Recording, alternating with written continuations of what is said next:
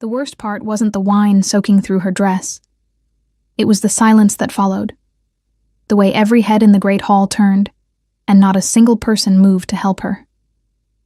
Lucy stood perfectly still in the middle of Lord Harwick's banquet hall, the shattered clay goblet at her feet, dark red wine bleeding into the stone floor like a wound that refused to close. Her linen dress, the pale gray one she had mended twice that season, the one she wore on nights when the Lord received important guests, clung cold and heavy to her side. The tray she had been carrying was somewhere behind her. She hadn't heard it fall. She had only heard the impact of Beta Roland's boot, connecting with her hip, sharp and deliberate, as she passed his chair. Not an accident. He hadn't even looked at her when he did it. "Clumsy girl," he said, reaching for a fresh goblet without breaking his conversation with the man beside him. Lucy did not move. She did not apologize. She breathed, slowly, through her nose, and counted the weight of every gaze in that room pressing against her skin like stones. She was 23 years old. She had been serving in this hall for 11 months, ever since her father's land had been absorbed into Lord Harwick's territory following the border wars. She knew every crack in these flagstone floors. She knew which candles burned fastest and which tables needed their legs shimmed with folded cloth. She had never once broken a goblet, not before tonight. The tray had slipped when his boot hit her. That was all. Around her, the conversation slowly resumed. Laughter returned. A lute player in the corner began a soft melody, and the smell of roasted pheasant and burnt rosemary drifted back into the foreground. The moment dissolved the way spilled wine did, quickly, without ceremony. No one helped her. She bent and collected the broken pieces herself, her jaw set, her golden braid falling over one shoulder as she crouched. One shard sliced the pad of her thumb, and she felt the sting of it with distant recognition, the way a person does when they are already holding too much pain in other places to mind a small one. She pressed her thumb against the fabric of her apron and straightened. Beta Roland was speaking loudly now, his square jaw tilted toward the man beside him, a lord from the northern marches, judging by the gray wolf sigil embroidered on his cloak. Roland himself wore the deep blue of the Ashen Pack, 3 silver threads at his collar marking his rank. He was broad-shouldered and loud, the kind of man who filled a room with his presence and mistook the discomfort of others for respect. She had disliked him since the moment he arrived, 3 days ago, as part of the advance party for the Alpha King's progress through the southern territories. The Alpha King himself had not yet arrived. His entourage had come first. Advisors, guards, the beta, the logistics of a royal visit spreading through the village like an early frost. Lucy had been assigned to the head table for the duration of the visit. An honor, according to the head steward. She had said nothing. She carried the broken pieces to the kitchen corridor and deposited them in the clay wastepot near the door. Marin, the head cook's young assistant, looked at her with wide eyes from across the kitchen hearth. "Did he?" "It's nothing," Lucy said. "Your dress? I'll soak it tonight." She poured cold water over her cut thumb at the basin and wrapped it in a thin strip of linen. Her hands were steady. They had always been steady, a quality she had learned to be careful about, because steadiness in a woman without rank or wolf was the kind of thing that made certain men uneasy. She had no wolf. That was the fact of her life that colored everything else. Born to a noble family of low-ranking shifters, she had reached her 21st year without shifting, without the inner presence that every other wolf-blooded person described as a voice, a shadow, a warmth behind the ribs. The healers had called her deficient. The pack hierarchy had reassigned her family's lands on that basis. A holder with no wolf could not defend a border territory. Her father had died not long after, something quiet and grief-shaped that the healer had called heart failure, and that Lucy had privately called something else entirely. She had come to Harwick's service because there was nowhere else to go. Her younger brother Emmerich had been taken in by the Lord's household at her insistence. A page's position, safe enough, far enough from the kitchens that she didn't have to watch him scrub floors alongside her. He was 16. He still believed things could improve. Lucy had stopped believing that, but she had not stopped watching. She retied her apron and returned to the hall. The evening wore on. She moved between tables with careful economy, refilling goblets and clearing trenchers, her back straight and her expression neutral. Beta Roland called for more wine twice more, and she served him both times without looking at his face. He did not acknowledge her existence. That was the normal shape of things. It was near the end of the third course that she overheard it. She had bent to retrieve a dropped linen cloth beside the high table, close to the wall, behind the tall carved chairbacks, invisible in the way that serving women became invisible when lords forgot to keep their voices low. "Not staying past the new moon," Roland was saying. "The king moves on to Greyvale by then." "And the girl?" The other voice, the northern lord, Lord Fenwick, low, conspiratorial. "The one from the Varden line?" A pause, the sound of wine being swallowed. "She's still here," Roland said. "Serving, of all things. Didn't shift, so they stripped the land. She doesn't know what she is." "Does she know about the treaty clause?" "No. And if she finds out?" Another pause, longer this time. Lucy did not breathe. "She won't," Roland said simply. "She'll be gone before she does." The word "gone" hung in the cold air between the carved chairbacks, like smoke from a poorly drawn chimney. It did not mean dismissed. It did not mean reassigned. She had been raised in a household where men used clean words for ugly things, and she understood the language of careful omission. "She'll be gone." Her thumb throbbed beneath its linen wrapping. She straightened slowly, the cloth in her hand, and walked back toward the kitchen as if she had heard nothing. Her steps were even. Her breathing was measured. But something had shifted inside her. A tectonic thing, slow and enormous. The kind of shift that doesn't announce itself as it happens. Her mind had always been her sharpest tool. She had spent 11 months making herself invisible, and her mind had continued quietly to work. The Varden line? Her mother's family name. Her name. The one she hadn't used in almost a year. Treaty clause. She didn't know what that meant yet, but she knew, with the bone-certain clarity of someone who had been surviving on information scraps for the better part of a year, that she needed to find out before the new moon. That gave her 6 days. She stacked 3 clean trenchers and returned to the hall for the final course, her expression composed, her golden braid catching the torchlight as she passed beneath the iron chandelier. Beta Roland didn't look at her. Lord Fenwick was refilling his goblet himself. Neither of them watched a serving woman cross the room with quiet purpose. Neither of them noticed that her hands, resting against the wooden trenchers, were entirely, perfectly still. The castle's record room was kept locked after Compline. Lucy knew this because she had spent 3 weeks last autumn delivering evening candles to the steward's corridor, and she had noted, the way she noted everything, that the iron key hung on a hook inside the steward's own chamber door, visible for exactly the 4 seconds it took him to open it each morning. She had also noted that the steward, a heavy-set man named Aldrich who smelled permanently of tallow and sour ale, drank 2 full cups of spiced mead every night before retiring, and that by the time the hall bells rang the final hour, he slept with the solidity of a man at peace with his choices. She was not at peace with hers, but she moved anyway. The corridor was dark, lit only by the guttering remnant of a wall torch near the stairwell. Lucy wore her darkest cloak, a deep charcoal wool she had bought second-hand from a departing kitchen maid, and she moved in the way her father had taught her years ago, before the world had rearranged itself into something unrecognizable. Her father had been a second son of a minor noble line, a man who loved maps and old texts more than politics, and who had believed firmly that knowledge was the only inheritance that couldn't be seized. Learn to move quietly, Lucy. Not because you're afraid, because there is power in being underestimated. She had learned. She had learned other things from him, too. Things she had not used in almost 2 years. Things she kept folded away in the back of her mind like a blade wrapped in cloth. Useful, dangerous, patient. The record room door opened with a low groan she muffled with the edge of her cloak pressed against the iron hinge. Inside, the smell was familiar.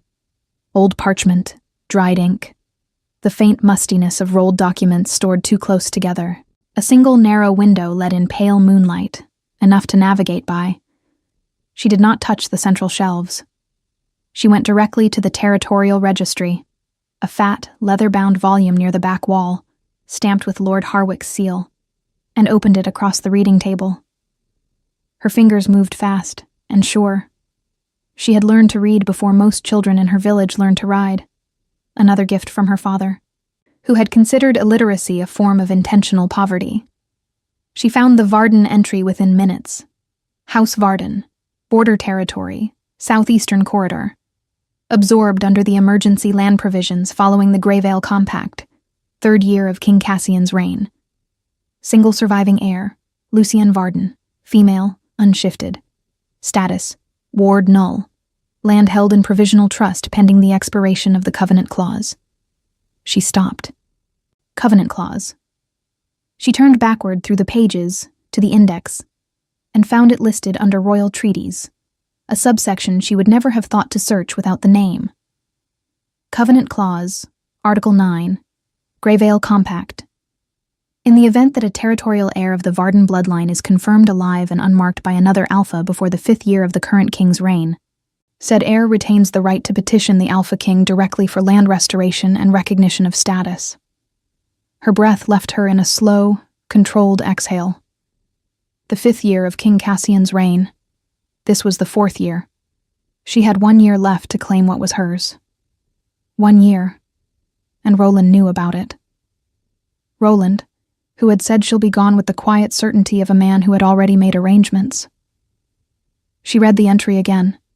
Twice more, until the words were pressed into her memory like a seal into hot wax. Then she closed the registry, returned it to its exact position, and left the room as quietly as she had entered, drawing the door shut behind her with both hands to ease the latch back into place without sound. She was halfway back to the servants' corridor when she heard the footsteps. 2 sets. Heavy, deliberate, the sound of boots with iron heel caps on stone. She pressed herself into the alcove beside a tapestry depicting a hunt scene, gray wolves in a winter forest, and went absolutely still. The footsteps belonged to 2 of Roland's guards, she realized, as they passed close enough for her to smell the leather of their armor. They were not patrolling. They were moving with direction. Toward the servants' wing, toward the row of small rooms where the household servants slept, where Emmerich slept. The cold that moved through her was not the cold of the stone corridor. It was older than that. It was the cold of someone who has correctly predicted a terrible thing and hoped they were wrong. She did not run. Running made noise. She moved fast and soundless, cutting through the back passage that connected the tapestry corridor to the servants' stair, a shortcut she had discovered in her 2nd week at Harwick's castle, because she had made it her business to know every route in and out of every room. She reached the servants' wing 30 seconds before the guards turned the corner into the main approach. Emmerich's door was the 3rd on the left. She opened it without knocking, slipped inside, and closed it behind her in one fluid motion. Her brother was asleep, curled on his narrow pallet, one arm thrown over his face. He was 16 and looked younger in sleep, all the careful composure he had been practicing gone. Just a boy with her same golden hair and their father's long hands. Emmerich. She said it quietly, but with force, the way their father had always said her name when urgency was required, but panic was not permitted.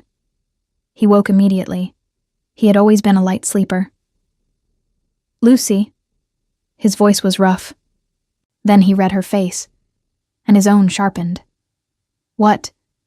Get your boots, she said, quietly. Now. He didn't ask questions. That was the thing about Emmerich that she loved most. He trusted her the way he had trusted their father, with a completeness that was both gift and weight. She crossed to his small window while he dressed. The servants' wing faced the inner courtyard. 2 stories down, stone. No good. But the courtyard connected to the stable yard, and the stable yard had a gate in the east wall that the night groomsman left unlatched when he slipped out to visit the laundress in the village. She had noted this. She had noted it, and thought useful, and filed it away like everything else. "We're leaving?" Emmerich said quietly behind her. "We're leaving," she confirmed. "Tonight. Right now." He picked up a small leather satchel from under his pallet. She noticed he had packed it with practical speed, suggesting some part of him had been expecting this possibility, and slung it over one shoulder. Then he looked at her with their father's steady gray eyes. "You found something." "I found several things," she said. "I'll explain when we're clear of the walls." She opened his door a crack. The corridor was empty. The guards had not yet reached this end of the wing, or they had stopped at another room. She could not know which, and she could not afford to wait and find out. They moved together through the back passage, down the servants' stair, through the cold of the lower courtyard and across the shadow-dark stable yard with the night air biting at their faces. The gate in the east wall was, as noted, unlatched. It swung open under her hand. Beyond it was the edge of the village, and beyond the village was the Thornwood. 3 leagues of dense forest that marked the boundary between Harwick's territory and the open roads of the kingdom's eastern corridor. She didn't stop moving until the castle walls were behind them and the trees had closed overhead. Only then did she let herself breathe. Emmerich stopped beside her, his breath clouding in the cold air, and looked back at the distant torchlight of the castle walls. "Lucy," he said carefully, "what exactly did you find in there?" She pulled her cloak tighter. Above them, through gaps in the canopy, the moon hung low and almost full, spilling silver through the branches. Her thumb still throbbed. Her mind was moving fast, sorting through everything she knew, the treaty, the clause, the timeline. Roland's words said in the comfortable certainty of a man who had not looked at the serving woman close enough to see her listening.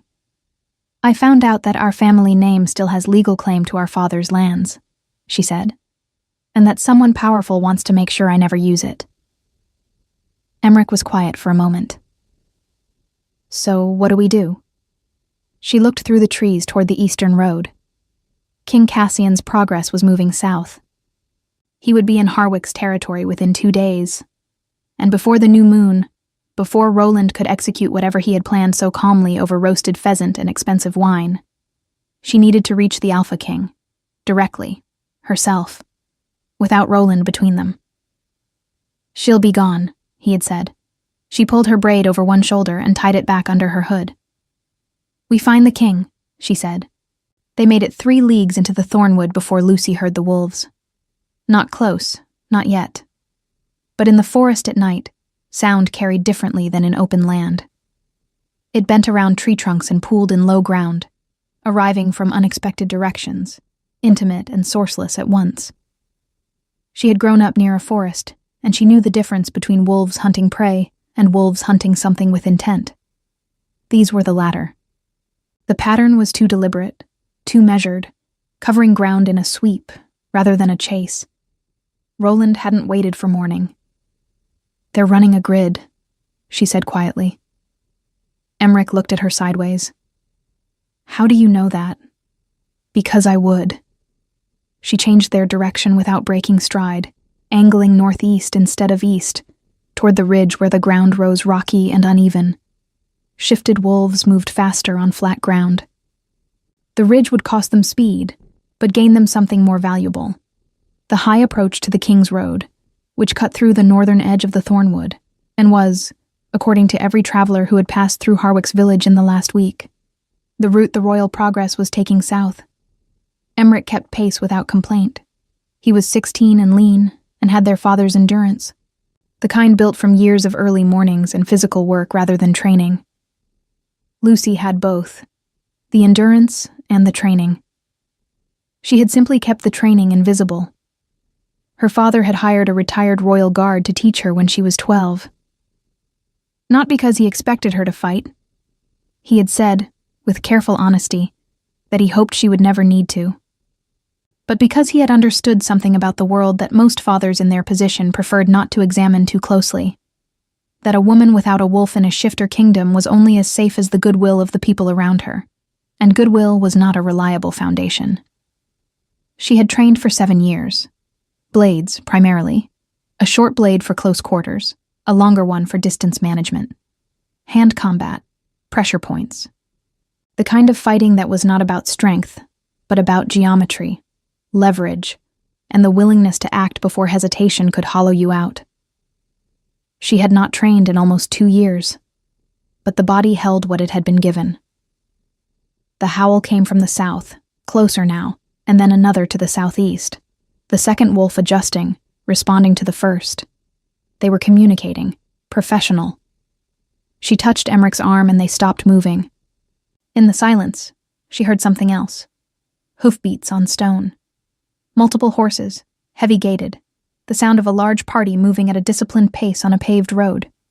Close, perhaps a quarter league north through the tree line, the King's Road. Go, she said. They ran. The tree line broke onto the road with abrupt suddenness, moonlight flooding down after the closed dark of the forest. Lucy stepped onto the paved stone and looked both ways in the same breath. And stopped. The royal progress was not a quarter league away. It was here. Torches. A column of mounted riders, 12 at least, with a banner she recognized from the territorial seals on Harwick's official correspondence. The black wolf on silver of House Vale, King Cassian's line. Supply wagons behind, outriders flanking, and at the center of the column, unhurried and still as a man who had never needed to prove he was the most dangerous thing in any given space, a rider on a dark horse. She had no time to consider the approach. The wolves behind them broke from the tree line 30 seconds later, 2 large gray-brown shapes that pulled up short at the edge of the road when they registered the mounted column, their advance halting with the frustrated precision of men who had been outmaneuvered and knew it. Every guard in the column had a blade half drawn.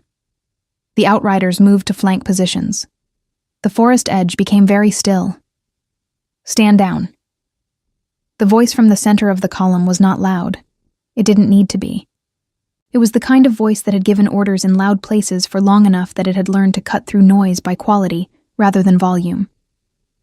The guards held. The 2 wolves at the tree line did not advance. They stood at the forest's edge with the uncertain stillness of men who had been given an order they hadn't anticipated and were calculating whether to ignore it. Lucy stepped forward into the torchlight, not because she was unafraid, she was, but because standing still was a form of waiting, and she had been waiting for 11 months, and she was finished. I need to speak with the Alpha King, she said clearly. One of the outriders moved his horse between her and the column. Step back from the road. I won't. She kept her voice level. My name is Lucienne Varden. I am the last surviving heir of the Varden border territory. I have legal standing under Article 9 of the Greyvale Compact to petition the Alpha King directly, and I am invoking that right now, tonight, before your beta completes whatever arrangement he has made to ensure I cannot do so tomorrow. Silence. Then the rider at the center of the column moved his horse forward, past the outrider, past the first rank of guards, until he was close enough that the torchlight reached him properly. She had seen illustrations of King Cassian in Harwick's hall, woodblock seals, a portrait in the receiving room that was clearly flattering in specific ways while being accurate in others. She had formed a general impression. Large, dark-haired, powerful. The reality was more specific than that. He was very tall in the saddle, broad through the shoulders, wearing a dark leather breastplate over a gray tunic with no ornamentation beyond the functional. Crossed harness straps, a heavy cloak the color of charcoal wool, leather bracers that looked used rather than ceremonial. His hair was black, worn in tight braids pulled back from his face, and his eyes in the torchlight were a pale, striking blue that caught light like metal. A thin scar ran along the left side of his jaw. He did not look like a king performing kingship.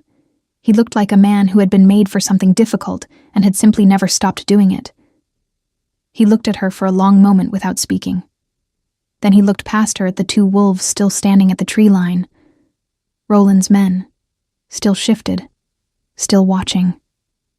Something moved across his expression. Not surprise. Something colder than surprise, and more controlled. "Whose wolves are those?" he said. "Beta Roland's, my lord," one of the guards answered. The king's pale eyes returned to Lucy. They moved, briefly, efficiently, over her face, her stance, the linen wrapped around her thumb, the dark stain still faint on the side of her gray dress that the cloak didn't fully cover. "You're injured," he said. "It's minor." "I didn't ask if it was minor." She met his gaze and did not look away, because looking away was something you did when you had something to hide, or when you believed the other person had authority over your emotions, and she was not prepared to grant him either. "A cut," she said, "from a broken goblet. It happened in Lord Harwick's hall this evening." "How did the goblet break?" The question was quiet. It landed with a weight that suggested he had already begun assembling a picture and was waiting to see if her answer would confirm it.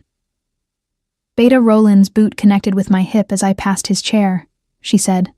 "The tray slipped." The king said nothing for a moment. The column behind him was completely still, horses included, which she noticed with the part of her mind that catalogued things automatically.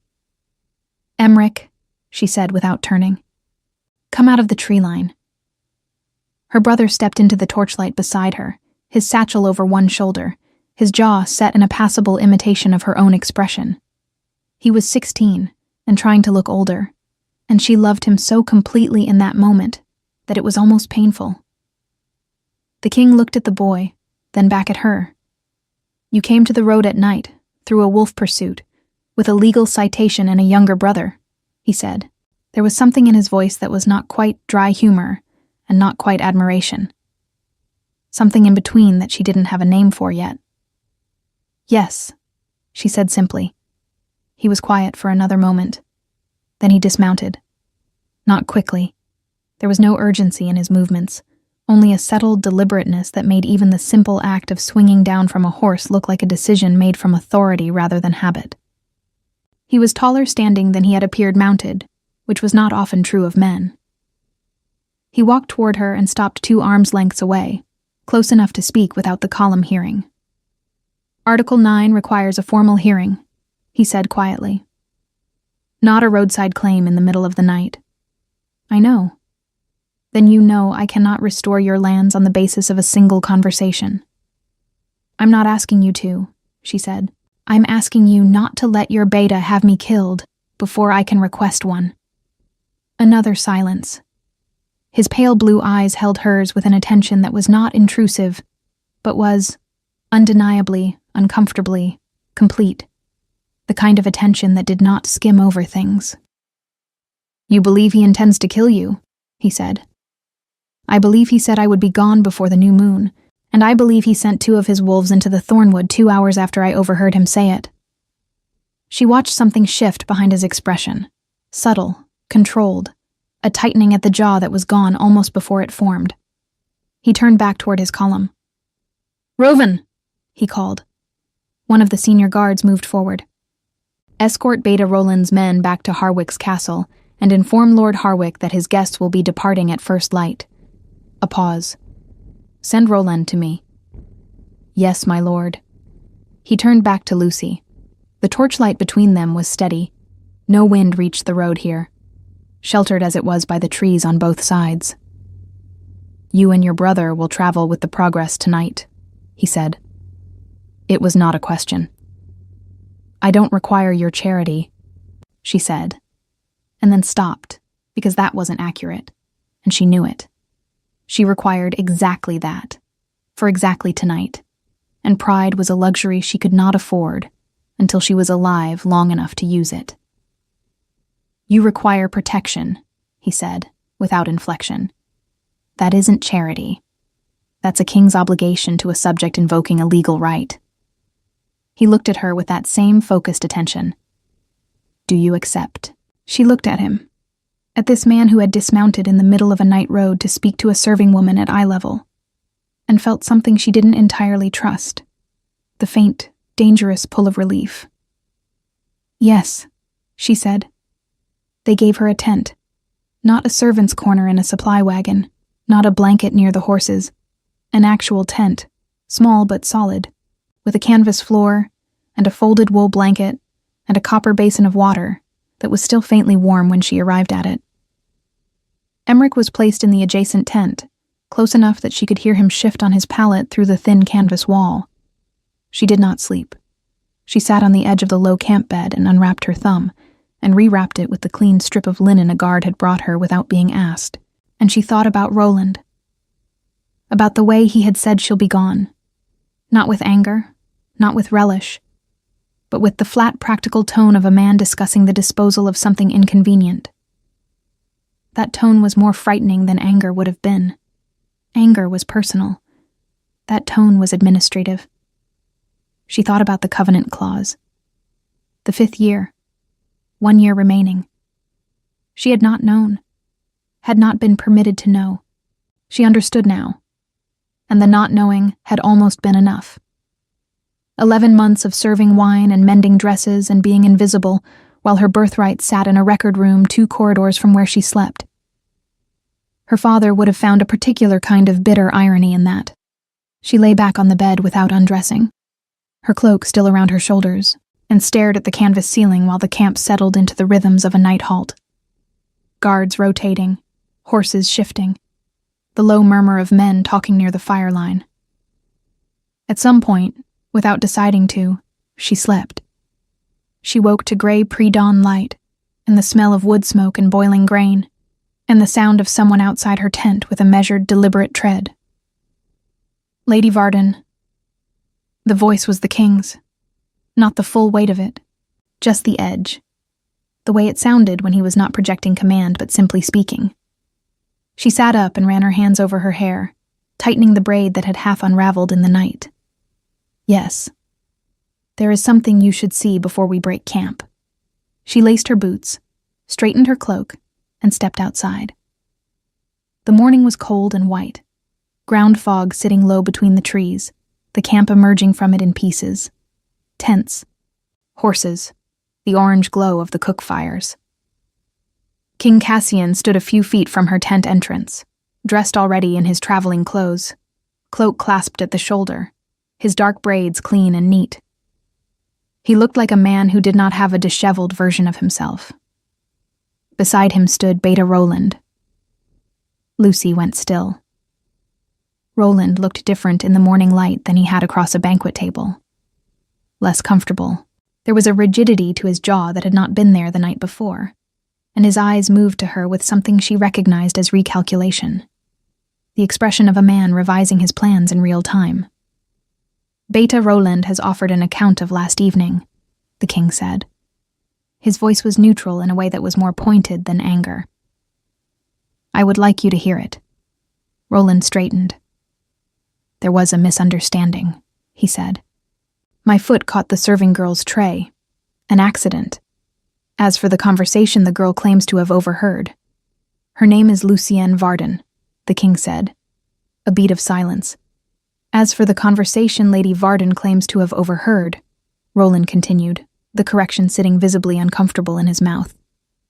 She has misinterpreted a private discussion. I was speaking of a different matter entirely. There was no threat made. I have no knowledge of her legal status, and no interest in her lands. Lucy looked at him steadily. She had expected this. A man who planned things administratively also denied things administratively. Clean, smooth, difficult to disprove. You used my family name, she said. In that conversation, you said the girl from the Varden line. You said she doesn't know what she is, and then you said she would be gone before the new moon. She paused. Those were your exact words, in that order. Roland's jaw tightened. You misheard. I was 3 feet behind your chair, she said. I don't mishear at 3 feet. You're a serving woman. Your word against a Beta's carries the same legal weight under Article 9, the king said quietly, when the subject in question is invoking territorial rights. He looked at Roland with the expression of a man who had already reached a conclusion and was waiting for the other person to catch up. Which she is. Roland went silent. The king turned to Lucy. Do you have anything further to add before I make a determination on Beta Roland's position within this progress? She thought about it honestly, about what could be proven and what could not, about the difference between the truth she knew and the evidence that existed. The record room entry was provable. Her presence in it was not something she could easily explain. The overheard conversation had no witness but herself. What she had was her word, her name, and the undeniable fact that Roland's wolves had entered the Thornwood 2 hours after that conversation and had been running a search grid rather than a patrol route. "The wolves in the forest last night," she said. "What was their stated purpose?" The king looked at one of his senior guards, a gray-haired man with a captain's braid at his collar. The guard cleared his throat. "Beta Roland's men reported that they were tracking a runaway servant who had stolen from Lord Harwick's stores," the guard said. Lucy looked at Roland. "What did I steal?" Roland said nothing. "If your men were tracking a thief," she continued, her voice even, "there would be a record of what was stolen, when it was discovered missing, and by whom the order to pursue was given. And that record would have existed before I entered the forest, not after." Silence. The king was watching her with that focused, unreadable attention she was beginning to recognize as his default mode. He was not watching Roland. He was watching her. The way she stood. The way she constructed the argument. The way she did not raise her voice. "Roland," the king said. "My lord, you will return to the capital. Not Harwick's castle. The capital. You will remain there until I return, at which point there will be a formal inquiry into last evening's events." A pause.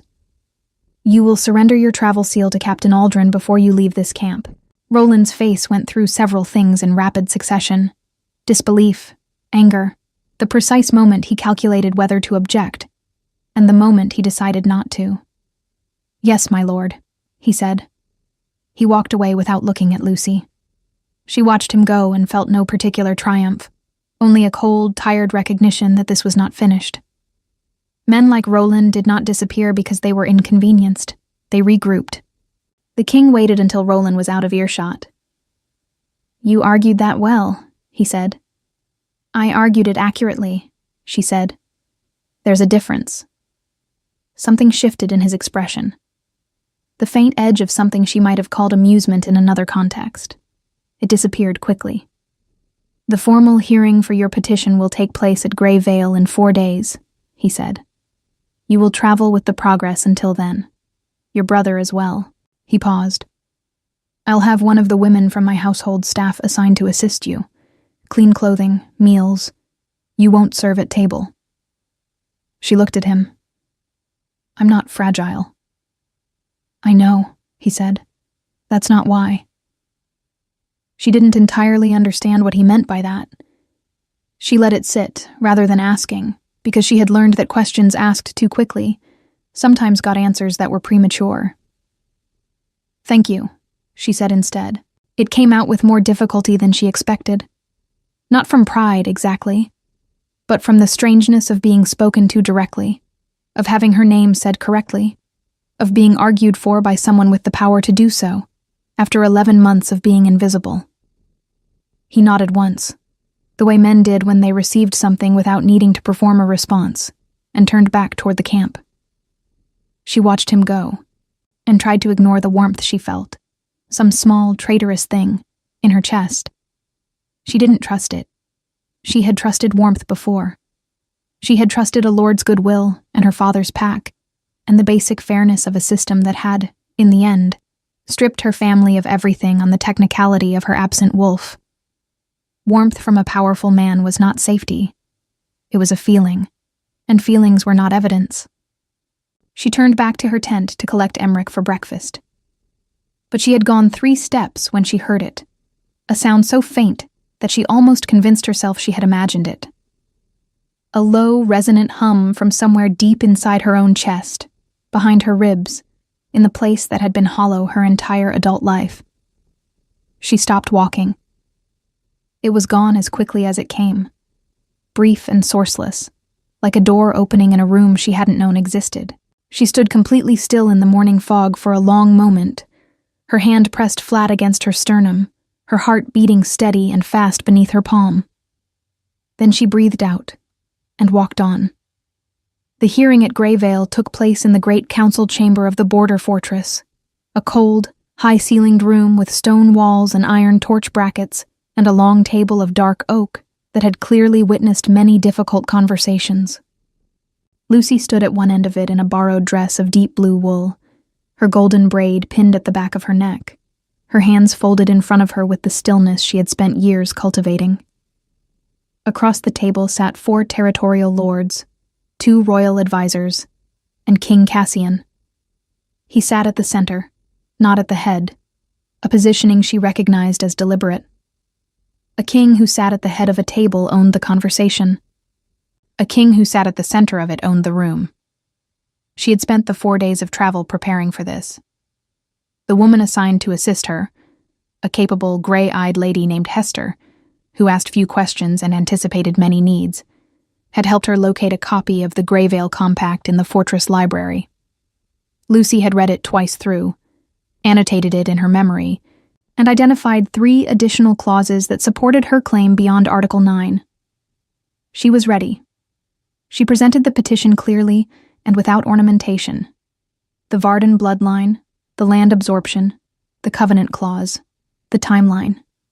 She cited the record room entry at Harwick's castle as documentary evidence. She did not explain how she had accessed it, and no one asked, because the entry's existence was the relevant fact, and not her method of finding it. She presented Roland's overheard conversation and the subsequent wolf pursuit as evidence of deliberate interference with a legal petitioner's right of access to the crown. When she finished, one of the advisors, a thin man named Lord Price who smelled of dried herbs and old ink, leaned forward. "The claim is technically valid," he said, in the tone of a man who found technical validity inconvenient. "However, the covenant clause specifies a confirmed heir. Confirmation requires proof of bloodline and, in the case of a wolf-blooded line, evidence of the shifter inheritance." He looked at her with careful neutrality. "Lady Varden has, by her own account, not shifted." Silence settled over the table. Lucy had anticipated this. She had anticipated it, and she had no answer for it, because it was true. She had no wolf. She had never shifted. The hollow place behind her ribs had been hollow for 23 years, and one strange hum in a morning fog did not change the fundamental fact of her inheritance. She kept her face composed and waited. "That is a matter of some complexity," the king said. Everyone looked at him. He had been largely quiet during her presentation, listening, watching, asking too precise questions at moments she hadn't expected. Now he leaned forward slightly, his pale blue eyes moving from Lord Price to Lucy, with an expression she had learned over 4 days to read as deliberate. "A wolf-blooded heir who has not yet shifted is not the same as a non-wolf heir," he said. "The Greyvale Compact does not specify a shifted heir. It specifies a wolf-blooded one." He looked at Price. "Do you have documentation that the Varden bloodline is not wolf-blooded?" Price blinked. "No, but then the bloodline claim stands until disproven." He sat back. "The land will be held in continued provisional trust, and Lady Varden will be granted a period of 1 year from today to provide confirmation of her shifter inheritance. During that period, her petition remains legally active and no secondary claim may be filed by any other party." He looked around the table. "Are there objections?" There were 2, both from lords with territorial interests in the southeastern corridor. The king heard them with patience, and dismantled them with the calm efficiency of someone who had been arguing law since before those lords had their current titles. When he was finished, the objections were still technically present, but had nowhere left to stand. The ruling was recorded. Lucy walked out of the council chamber into the cold corridor and stood with her back against the stone wall and breathed. Emmerich found her there 20 minutes later, his face carrying the particular expression of a boy who had been listening at doors. "He protected the claim," Emmerich said. "He found a legal path," she said. "That's different." "Lucy." Her brother looked at her with their father's gray eyes and their father's particular gift for directness. He did it because it was right, and because of you. She didn't answer that. She found the king that evening in the fortress library, alone, which surprised her, a candle burning at the reading table and a map of the Eastern Territories spread open before him. He looked up when she entered and did not look surprised, which told her he had heard her footsteps in the corridor. "I wanted to thank you," she said, properly. "You thanked me this morning," he said. "That was relief. This is deliberate." She crossed to the table and stopped across from him, the map between them. "You found an argument I hadn't thought of." "You found 3 that I had," he said. "I counted." She looked at him. In the candlelight, the scar along his jaw was more visible, and his blue eyes were darker, the pale quality of them absorbed by the low light into something warmer. He looked in this room, with this light, like a man rather than a king, or perhaps like a man who had simply been both for so long that the distinction had stopped mattering. "May I ask you something?" she said. "Yes." "Why does it matter to you? My claim, my lands." She paused. "You could have let Price kill it at the bloodline point. It would have been simpler." He was quiet for a moment, looking at the map. Then he looked up at her. "Because your father was right," he said, "about the Greyvale Compact, about what the clause was meant to protect." He paused. "I wrote that clause, Lady Varden, in the 3rd year of my reign, after the border absorptions, because I knew that families like yours would be displaced, and that the system would not correct itself without a mechanism to force it." His jaw tightened slightly. "I did not anticipate that my own beta would use his position to prevent it from being invoked." The silence in the library was complete. She thought about Roland, about the flat administrative tone, the quiet certainty, about the fact that the man meant to serve the king had been quietly dismantling the king's own protections for reasons she still didn't fully understand. "The inquiry," she said. "What will it find?" "That Roland accepted payment from Lord Fenwick to suppress your petition," Cassian said. "We found the correspondence this morning in Roland's saddlebag. Fenwick has territorial interests in the southeastern corridor and preferred the Varden lands remain in provisional limbo." He paused. "They will not remain in limbo. And Roland, he will be stripped of his beta rank and tried before the council." His voice was even. "Justice requires a proceeding. The proceeding will find what the evidence shows." She nodded slowly. Then, because she was her father's daughter, and her father had believed in naming things clearly. "The sound," she said. "4 mornings ago in the camp. In my chest." She pressed her fingers briefly to her sternum, the gesture she had made in the fog without meaning to. "It happened again last night, and this morning." Cassian went very still. "Describe it," he said carefully. "A hum. Low. Like something waking up." She looked at him steadily, like a door opening. He held her gaze for a long moment. Then he said quietly, "That is your wolf." She had known. She had known, and not permitted herself to know. The way she had not permitted herself to feel relief until it was safe to feel it. "Why now?" she said. "Because wolves recognize safety," he said. "And mates."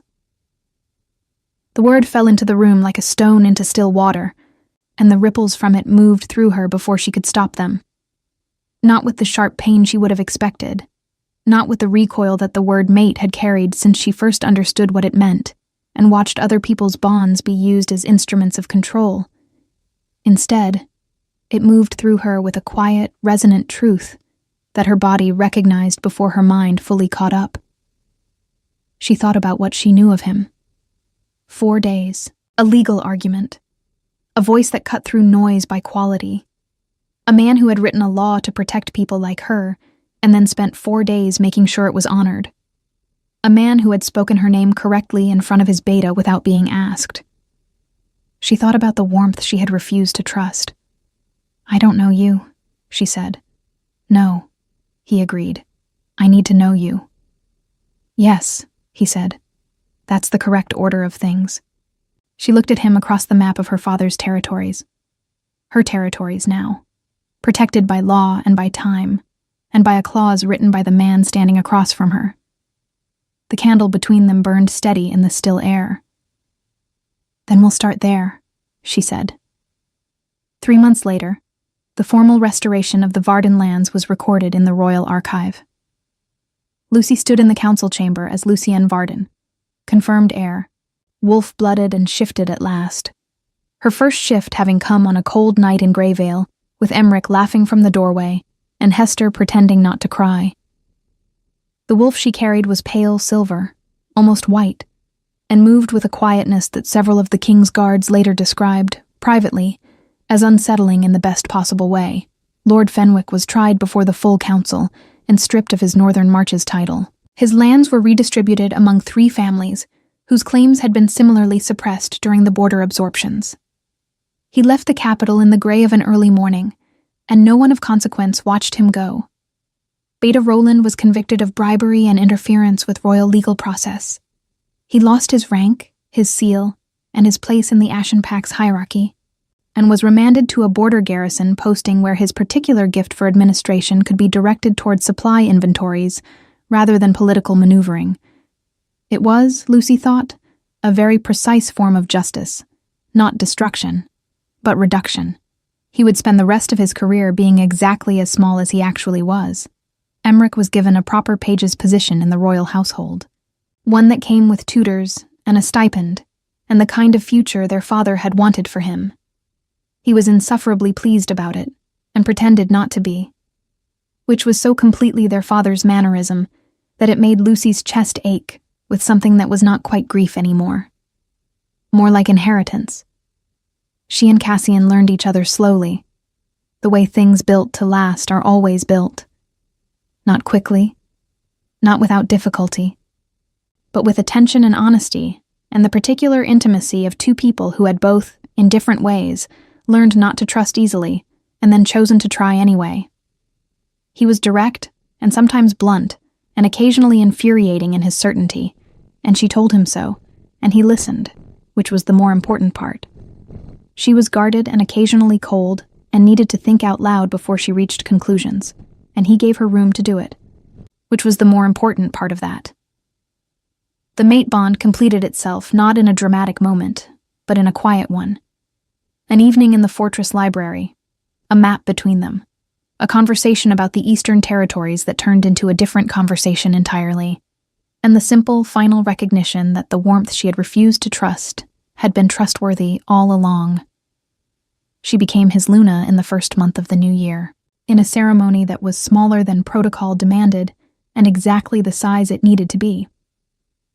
Emmerich stood at her side. Hester wept openly and was unapologetic about it. The silver wolf sigil of House Varden was formally joined to the black wolf of House Vael in the royal record, and the clerk who recorded it noted in the margin that it was the first Covenant Clause restoration in the history of the Greyvale Compact. On the night after the ceremony, when the hall had quieted and the candles had burned low, and the fortress had settled into the deep stillness of a winter night, Lucy stood at the window of their chamber and looked out at the snow-covered courtyard below. She was thinking about her father, about the maps he had loved, the texts he had read aloud to her, the small folded cloth lesson about the power of being underestimated, about the land that was hers again, the name that was hers again, the wolf that had always been there and simply needed to recognize home. Cassian came to stand beside her. He didn't speak. He had learned by then which silences she needed to keep and which ones she was ready to break. After a moment, she reached across and took his hand. "He would have liked you," she said. "My father." "Tell me about him," Cassian said. So she did.